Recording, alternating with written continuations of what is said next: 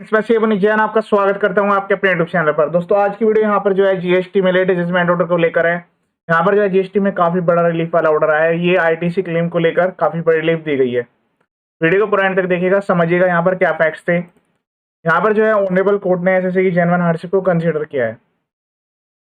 इस वाले judgement order की जो सॉफ्ट कॉपी है आप ऑनरेबल कोर्ट की वेबसाइट से डायरेक्ट डाउनलोड कर सकते हैं।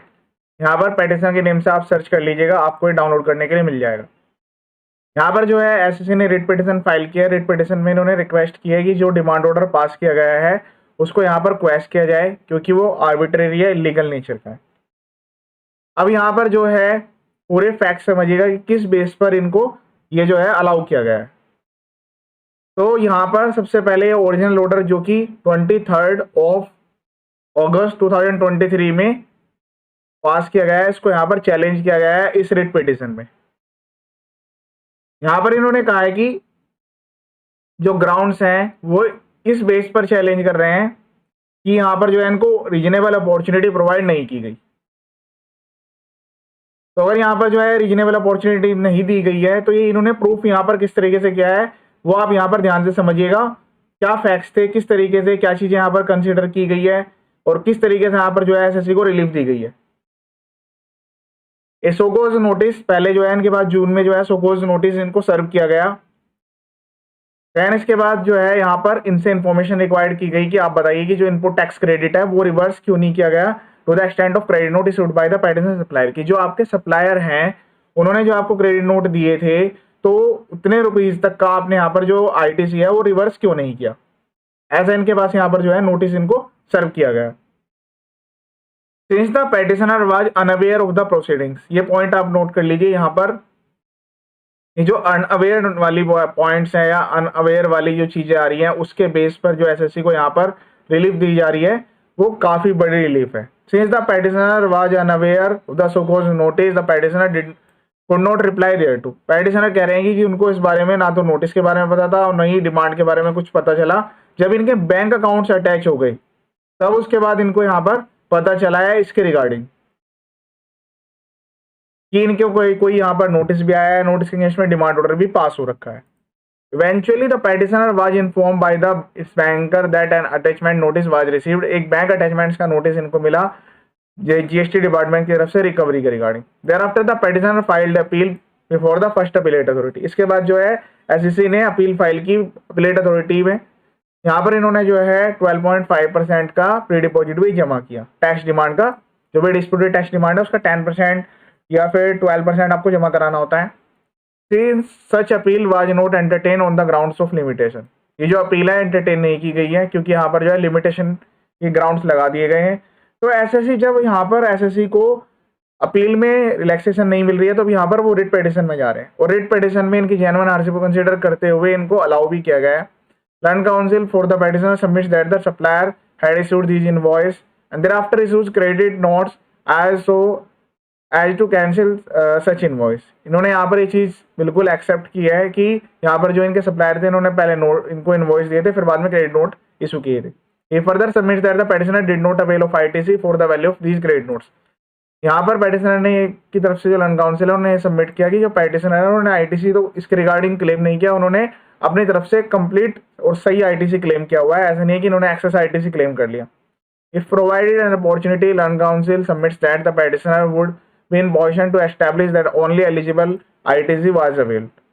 तो यहाँ पर इन्होंने रिक्वेस्ट किया है कि अगर इनको अपॉर्चुनिटी मिल जाती है तो पेटिशनर इस पोजीशन में है, उनके पास सारे डॉक्यूमेंट्स एविडेंस है कि वो इन्होंने एक्चुअल और सही आईटीसी को क्लेम किया हुआ है।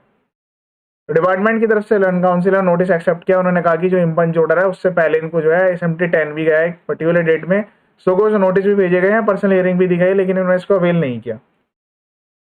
अब यहाँ पर ये फैक्ट्स देखिएगा। On examine the impugned order it is evident that the tax proposal relates to the credit notes reflect in auto populated GSTR 2A की जीएसटीआर 2A में ऑटो पब्लिकेटेड जो है क्रेडिट नोट्स दिख रहे हैं और एसएससी ने उसको रिवर्स नहीं किया।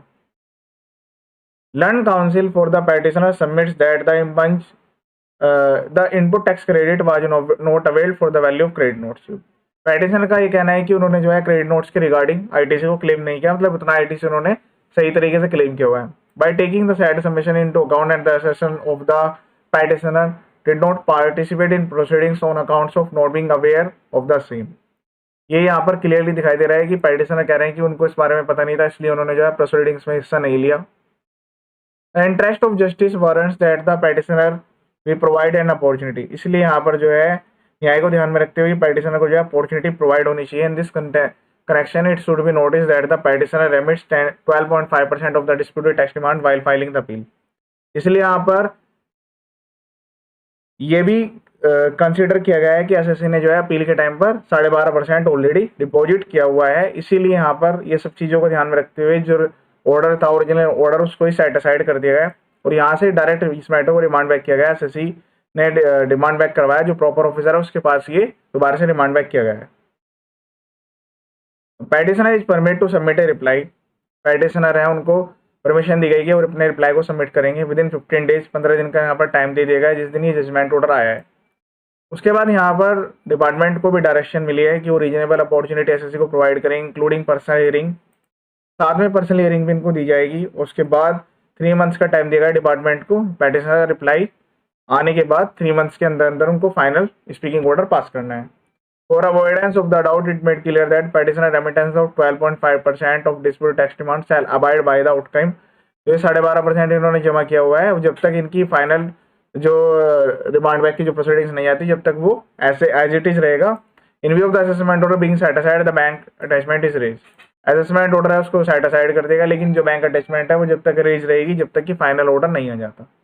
इस तरीके से यहाँ पर ये रिट पिटीशन को अलाउ किया है कि वो जो भी एसएससी जिनको अपील में रिलैक्सेशन नहीं मिली है, उनकी अपील रिजेक्ट हो गई है, अब उनको यहाँ पर रिट पिटीशन में ये रिलैक्सेशन मिल रही है। ऐसे काफी सारे केस होंगे जहाँ पर जो पर्सन है वो ऑर्डर के अगेंस्ट में उन्होंने अपील फाइल की होगी, अपील को उन्होंने टाइम बार बताते हुए रिजेक्ट कर दिया गया हो, उस केस में यहाँ पर एसएससी अब रिट पिटीशन में जा रहे हैं। तो जब तक यहाँ पर ट्रिब्यूनल नहीं आ जाता, सेस्टेड नहीं आ जाता, तो यहाँ पर जो है जीएसटी टैट तक आने तक जो है आप रिट पिटीशन में भी जा सकते हैं।